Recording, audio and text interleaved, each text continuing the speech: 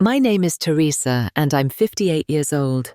I thought I was building bridges with my family, especially after my divorce 5 years ago left me feeling like I'd failed at the one thing that mattered most. My son Marcus had always been my pride and joy, and when he got engaged to Amanda 2 years ago, I felt like maybe, just maybe, I was finally going to have the complete family I'd always dreamed of. I'd been helping them financially with the wedding, dipping into my retirement savings because I wanted to give them the perfect start to their marriage. I was so excited to be the mother of the groom. Before I share what happened next, please let me know where you're watching from and hit that like button if you've ever felt taken for granted by family members who only seemed to call when they needed something. You might want to subscribe because this story will show you exactly when enough becomes enough and how sometimes the most painful revelations lead to the most powerful transformations. The foundation of my relationship with Marcus had always been built on giving. After his father and I divorced 5 years ago, I threw myself into making sure Marcus never felt like he was missing anything.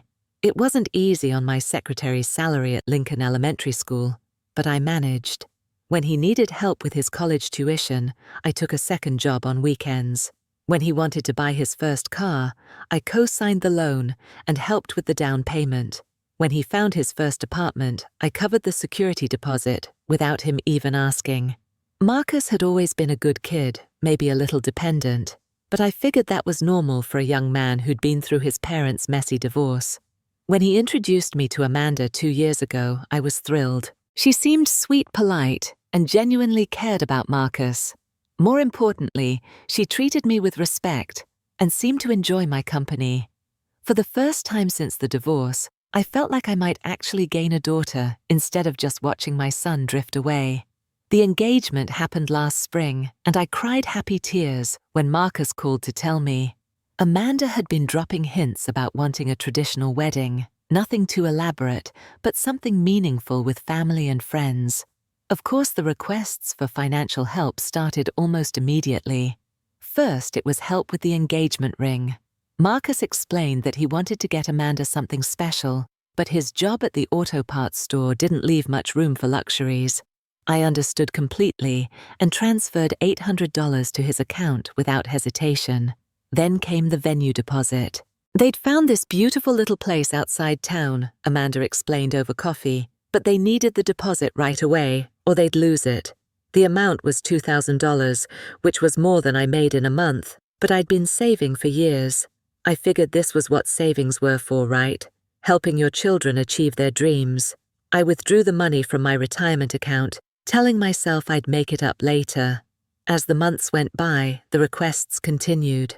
Wedding dress alterations, photographer deposit, catering upgrades. Each time Marcus or Amanda would explain how important it was, how they'd found a good deal but needed to act fast. I found myself saying yes every single time, watching my retirement fund shrink, but feeling proud that I could help make their day special. I'd never had a big wedding myself, so living vicariously through them felt wonderful. Amanda and I grew closer during the planning process. We'd spend Saturday afternoons looking at decorations, discussing flower arrangements, and dreaming about the perfect ceremony. She'd ask my opinion on everything from tablecloths to centerpieces, making me feel valued and included.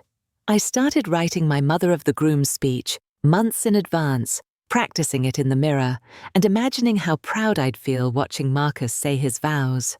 By the time spring rolled around, I'd contributed over $6,000 to their wedding fund. It represented nearly everything I'd saved for retirement over the past 3 years, but seeing their happiness made every sacrifice worth it.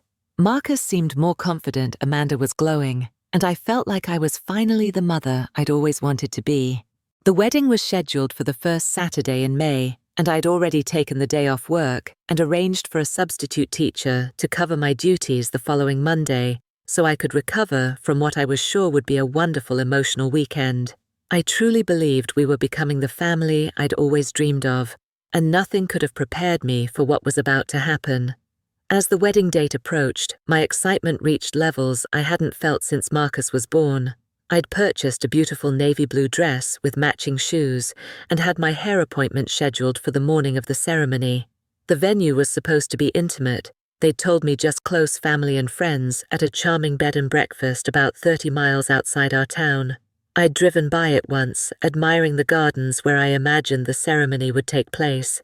But as April melted into early May, I started noticing subtle changes in both Marcus and Amanda. Phone calls that seemed to end abruptly when I walked into the room. Hushed conversations that stopped the moment I approached. When I'd ask about final details, they'd give vague answers about how everything was under control, and I shouldn't worry about anything except showing up and enjoying myself. Amanda, who had been so enthusiastic about including me in every decision, suddenly became harder to reach. She'd return my calls hours later, if at all, and our Saturday shopping trips stopped altogether. When I suggested we have lunch to go over the final timeline, she claimed she was too busy with last-minute preparations. I tried to convince myself this was normal pre-wedding stress, that brides probably become overwhelmed as the big day approaches. Marcus wasn't much better. When I'd ask about the guest count or seating arrangements, he'd brush me off with comments about how Amanda was handling all those details. I offered to help with setup the day before the wedding, but he told me they had it covered and I should just relax. While part of me appreciated not having to stress about logistics, another part felt strangely excluded from something I'd helped fund. The most troubling moment came when I called the bed and breakfast directly to ask about parking arrangements for guests. The woman on the phone sounded confused when I mentioned the wedding, checking her records twice before telling me that the event was listed as immediate family only and that I should contact the hosts directly for any questions. I hung up feeling puzzled. Immediate family only. But I was immediate family. I was the groom's mother. I convinced myself it was just a miscommunication, that perhaps Amanda had been unclear when booking the venue. After all, mistakes happen, and wedding planning is stressful. But the confusion gnawed at me for the rest of the week. I found myself checking and double-checking the date and time Marcus had given me, making sure I hadn't misunderstood something crucial. Despite the growing unease, I pushed forward with my preparations. I picked up my dress from the cleaners, bought a beautiful corsage to wear, and even arranged a small bouquet of roses from my garden to give to Amanda before the ceremony. I practiced my speech one final time, polishing the words about watching my son grow into a man and welcoming Amanda into our family. The Thursday before the wedding, I tried calling Marcus to confirm the timeline one more time. He sounded distracted and told me he'd call me back, but he never did. Friday came and went with no word from either of them. I spent the evening pressing my dress and setting out my jewelry, trying to ignore the knot in my stomach that had been growing stronger each day. I went to bed that night with my alarm set for 6 a.m, planning to leave plenty of time for hair and makeup. I wanted to look perfect for my son's wedding day, to be the mother he could be proud of. Nothing could have prepared me for the phone call that would shatter everything I thought I knew about my relationship with my own child. Saturday morning dawned crisp and clear, the kind of perfect spring day that seemed made for weddings. I woke up before my alarm, too excited to sleep, and spent extra time getting ready. The navy blue dress fit perfectly, and I felt elegant and appropriate for the occasion.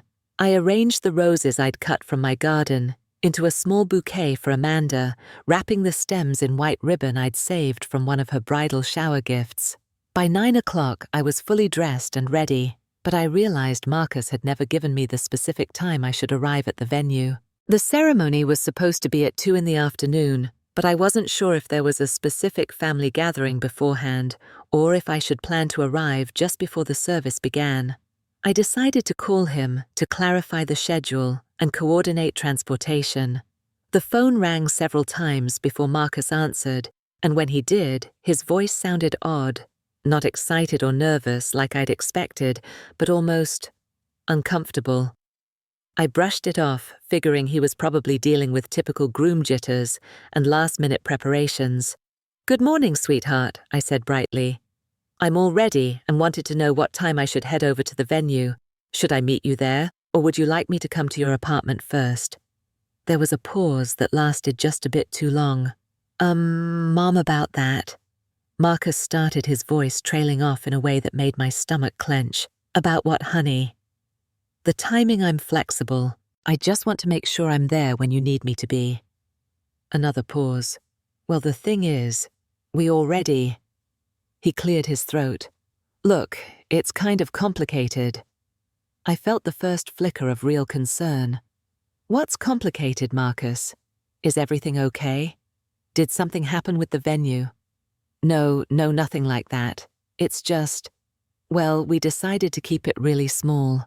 Like really small. Just immediate family. But I am immediate family, I said, confused. I'm your mother. I know. But Amanda's family wanted it to be just, her parents and siblings, and I was becoming more bewildered by the second. Marcus, what are you trying to tell me?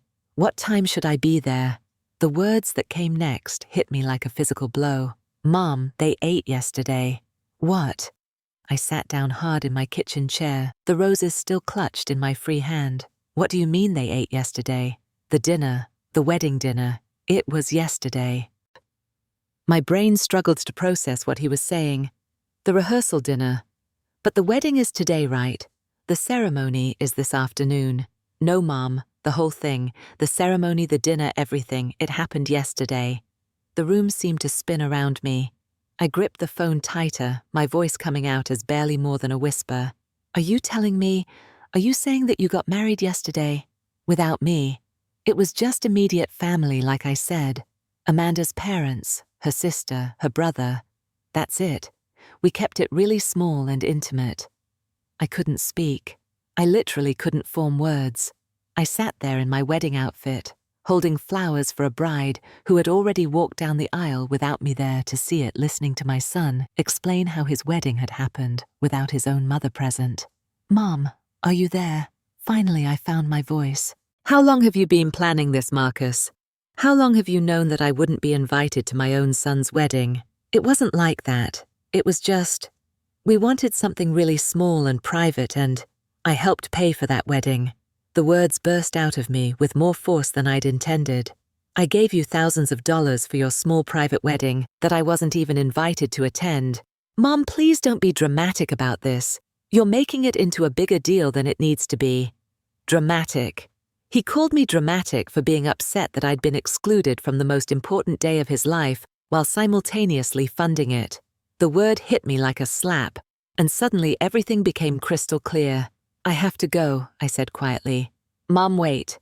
But I hung up the phone. I sat in my empty kitchen in my beautiful dress, holding flowers for a daughter-in-law who had already become family without me there to witness it. And for the first time in my adult life, I felt utterly and completely alone. I don't know how long I sat at that kitchen table. The roses wilted in my hands as the morning sun climbed higher, streaming through the window and highlighting the careful makeup I'd applied for a celebration that had already happened without me. The navy blue dress that had seemed so perfect an hour earlier now felt like a costume for a play I'd never been cast in. Eventually, I stood up and walked to my bedroom mirror. Looking at my reflection, I barely recognized the woman staring back at me. Not because of the makeup or the dress, but because of the expression of complete devastation on my face. This wasn't just disappointment or hurt feelings. This was betrayal in its purest form, and it was coming from the person I loved most in the world. I carefully removed the dress and hung it back in the closet, then sat on my bed in my slip and started thinking, really thinking for the first time in months about everything that had happened leading up to this moment. The gradual exclusion from planning decisions, Amanda's increasing distance, Marcus's evasiveness about details. It hadn't been wedding stress or miscommunication. It had been deliberate. Walking to my home office, I pulled out the folder where I kept all my financial records, bank statements, withdrawal slips, transfer confirmations. As I spread them across my desk, the numbers told a story I'd been too trusting to see clearly before. $6,435. That's how much I'd contributed to a wedding that I wasn't considered important enough to attend. The engagement ring fund, $800. The venue deposit $2,000. Photographer deposit $750. Dress alterations $300. Catering upgrade $1,200. Flowers and decorations $600. Reception music $485. Each transaction represented a sacrifice I'd made gladly, believing I was investing in my son's happiness and my place in his new family. But I hadn't been investing in anything except my own exclusion.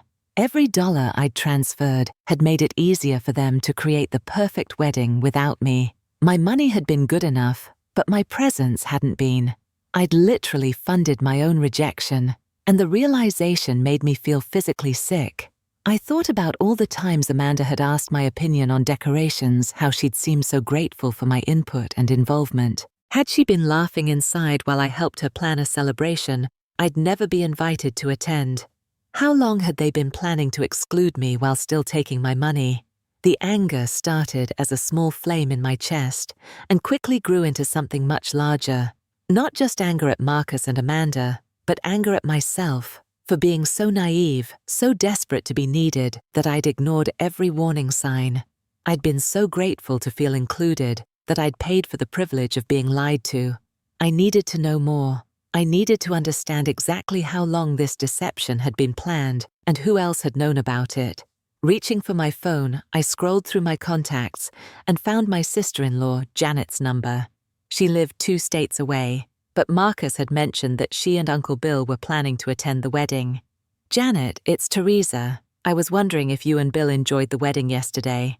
"Oh my God, Teresa, I'm so sorry I didn't get a chance to talk to you there. It was such a beautiful ceremony, but everything happened so fast.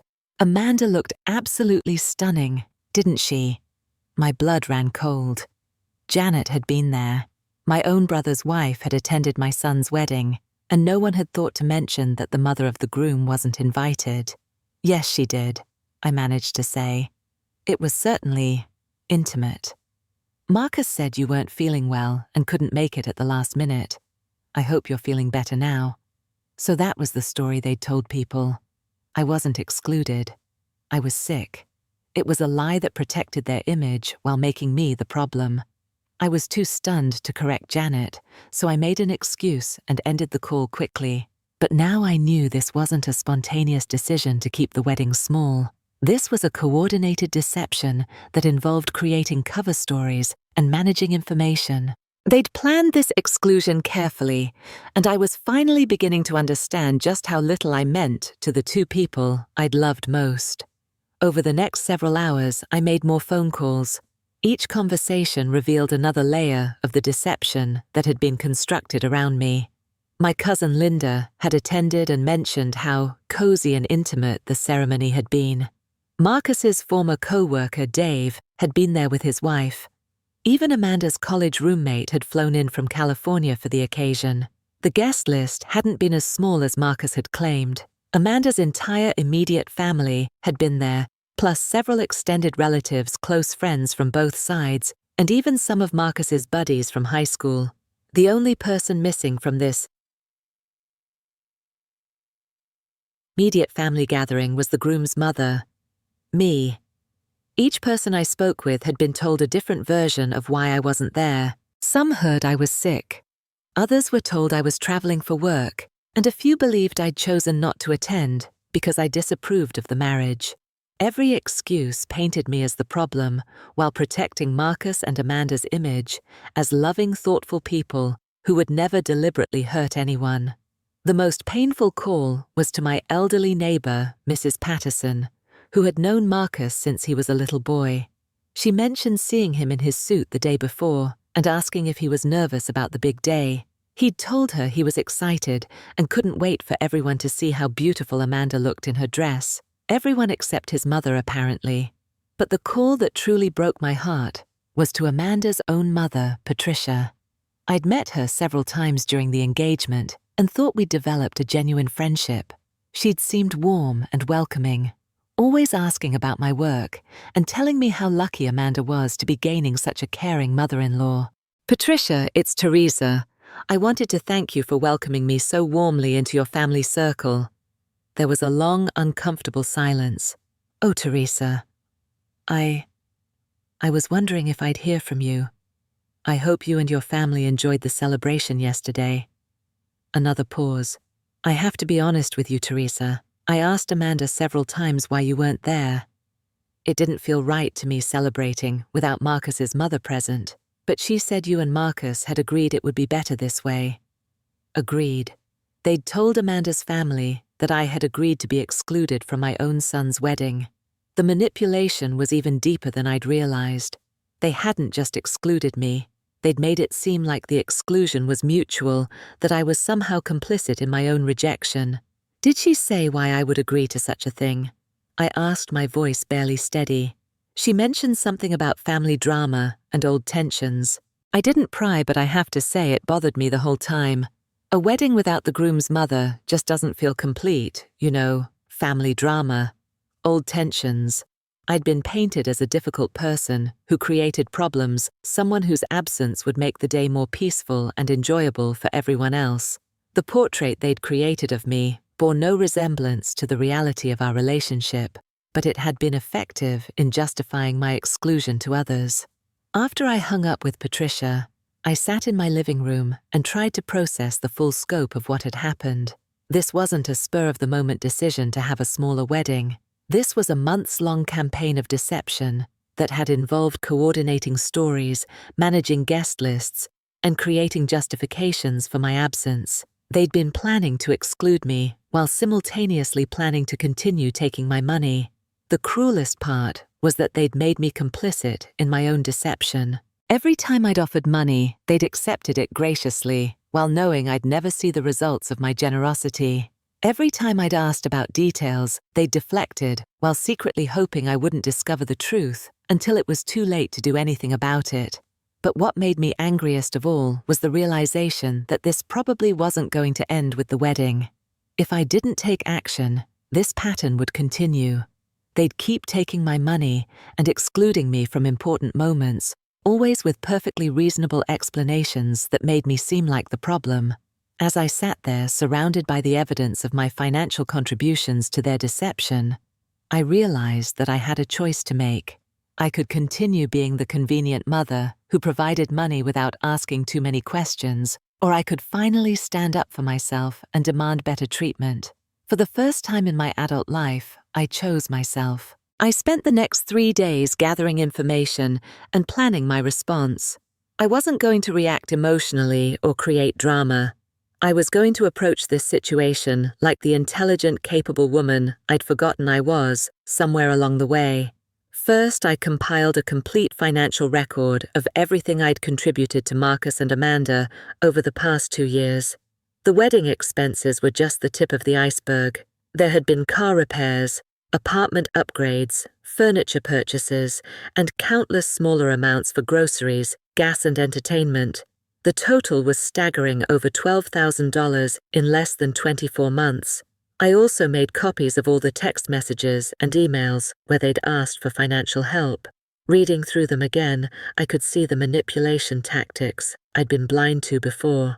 The urgency, the emotional appeals, the promises of paying me back that never materialized. Most telling was how the requests had increased in frequency and amount as the wedding approached. On Wednesday afternoon, exactly 4 days after learning about my exclusion, Marcus called. His voice was casual and cheerful, as if nothing unusual had happened. "Hi, Mum. How was your weekend? Sorry I've been so busy, but you know how crazy things get after a wedding."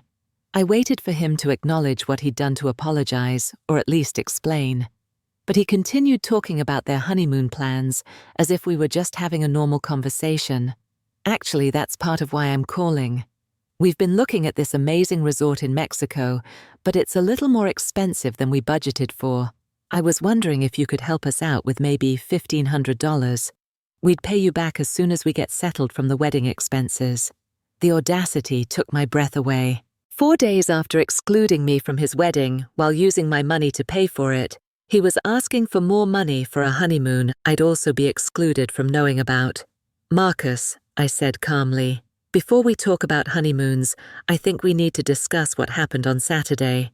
What about Saturday? Everything went perfectly. Amanda looked amazing, and the ceremony was beautiful. Everyone said it was exactly what a wedding should be. He was going to make me say it. He was going to force me to be the one to bring up his betrayal, allowing him to paint me as the person creating conflict. The wedding that I wasn't invited to Marcus. The wedding that I helped pay for, but wasn't allowed to attend. His tone shifted slightly, becoming defensive. Mom, we talked about this. It was just immediate family. We wanted to keep it small and intimate. I am your immediate family. I'm your mother. And intimate doesn't mean excluding the person who contributed over $6,000 to make it happen. You didn't have to give us that money. We never asked you to contribute that much. The lie was so blatant that I almost laughed. I was looking at dozens of text messages where they'd specifically asked for exactly those amounts. Marcus, I have records of every request you and Amanda made. The engagement ring fund the venue, deposit the photographer, the catering upgrade. You asked for all of it, and I gave it gladly because I thought I was helping my son start his marriage. Look, you're making this into a bigger deal than it needs to be. The wedding happened, everyone had a great time, and now we want to enjoy our honeymoon. Can't you just be happy for us? I want to be happy for you, Marcus. But I'm having trouble understanding how you can ask me to be happy about being excluded and deceived while continuing to ask me for money. That's when Amanda got on the phone. I could hear Marcus handing it to her, probably thinking she'd be better at managing the situation. Teresa, you're being really unfair right now. We never meant to hurt you, but you have to understand that we wanted our wedding day to be peaceful and drama-free. You know how you can be sometimes, and we just didn't want any complications. How I can be sometimes. I'd been reduced to a complication, a source of potential drama that needed to be managed, rather than a mother who deserved to witness her son's most important day. Amanda, I said quietly, I helped fund your wedding while you were planning to exclude me. I gave you thousands of dollars while you were telling other people that I had agreed not to attend due to family drama. I think I have every right to be upset. But you're still going to help with the honeymoon, right? I mean, this doesn't change anything between us. You're still Marcus's mom. The entitlement was breathtaking. She genuinely believed that I would continue funding their lifestyle, regardless of how they treated me, that my role as Marcus's mother meant I was obligated to provide financial support without expecting basic respect in return. Actually, Amanda, this changes everything between us. I'm not going to continue giving money to people who lie to me and exclude me from important events while taking my contributions. I could hear them whispering urgently to each other before Marcus came back on the line. Mom, you're overreacting. If you want to be petty and hold grudges, that's your choice, but don't expect us to beg for your forgiveness when we didn't really do anything wrong. Petty. Holding grudges. Even in the face of overwhelming evidence of their deception, they were making me the villain for not accepting their treatment quietly. Marcus, I want you to pay back every dollar I contributed to your wedding. All of it. And until that happens, there will be no more financial support from me. The silence on the other end of the line was deafening. You can't be serious, Amanda said, taking the phone back. That money was a gift. You can't ask for gifts back just because you're mad about the guest list. It wasn't a gift, Amanda. It was an investment in a relationship that you were destroying while I was making it. And yes, I can ask for it back, and I'm asking for it back. We don't have that kind of money, Marcus said, clearly panicking now. We spent it on the wedding. It's gone. Then you'd better figure out how to get it back, because until you do, don't call asking for more. I hung up the phone and blocked both of their numbers. For the first time in years, my house felt peaceful, rather than anxious, quiet, rather than empty. The months that followed were a journey of rediscovery I never expected to take at 58 years old. Initially, there were moments of profound sadness. I grieved the relationship I'd thought I had with Marcus and the family dynamic I'd believed we were building. Some mornings, I'd wake up and reach for my phone to call him before remembering that we were no longer speaking. But gradually, as the weeks passed, something unexpected happened. The money that had been flowing out of my account every month started accumulating. For the first time in years, I could pay all my bills without anxiety, and I even started rebuilding my retirement savings. I'd forgotten what financial security felt like. I also rediscovered friendships I'd neglected while prioritizing Marcus's needs. My colleague Janet invited me to join her book club, something I'd always been too busy to consider when I was constantly available for Marcus's emergencies. The women in the group were intelligent, interesting, and had their own adult children who treated them with respect. I enrolled in a pottery class at the community center, something I'd wanted to try for years, but never had time for. Working with clay was meditative and satisfying in a way I hadn't expected. Creating something beautiful with my own hands, something that existed purely for my own enjoyment, felt revolutionary after years of focusing entirely on other people's needs. 6 months after the wedding incident, Marcus called from a number I didn't recognize. I almost didn't answer, but something made me pick up. "Mom, it's me. Please don't hang up." His voice sounded different, smaller somehow, less confident than the young man who'd demanded I be happy about my own exclusion. "I've been thinking a lot about what happened," he continued when I didn't respond. "Amanda and I have been having some problems, and I've started to realize some things about how I treated you." I waited curious to see if he was genuinely changing or if this was another manipulation attempt. "I know you probably won't believe this, but I didn't realize how much we'd hurt you until it was too late. I got caught up in what Amanda wanted, and I stopped thinking about what was right." "What kinds of problems are you having, Marcus?" "She left last month, took half our stuff and moved back in with her parents. Turns out she'd been seeing someone else for a while, someone who makes more money than I do and doesn't come with complicated family dynamics." I felt a stab of sympathy for my son, but I also noticed that he was still framing our relationship as complicated, rather than taking responsibility for the choices he'd made. "I'm sorry you're going through that, Marcus. Divorce is never easy. We weren't actually married." The words hung in the air between us. "What do you mean you weren't actually married?" "The ceremony wasn't legal. We never filed the paperwork. Amanda said she wanted to wait until after the honeymoon, but then she kept putting it off. I think she knew she was going to leave and didn't want the hassle of an actual divorce." So there had never been a real marriage. All the deception, all the money, all the pain had been for a fake ceremony that meant nothing legally. They'd excluded me from a wedding that wasn't even real. "I know I have no right to ask," Marcus continued, "but I was hoping maybe we could start over. I miss you, Mom. I miss our relationship." I looked around my living room at the pottery pieces I'd made, the books I was reading, the evidence of the life I'd built in his absence. I realized that I missed the son I'd raised, but I didn't miss the relationship we'd had before the wedding. That relationship had been based on my giving and his taking, and it hadn't been healthy for either of us. "Marcus, I'm willing to rebuild our relationship, but it's going to be different this time.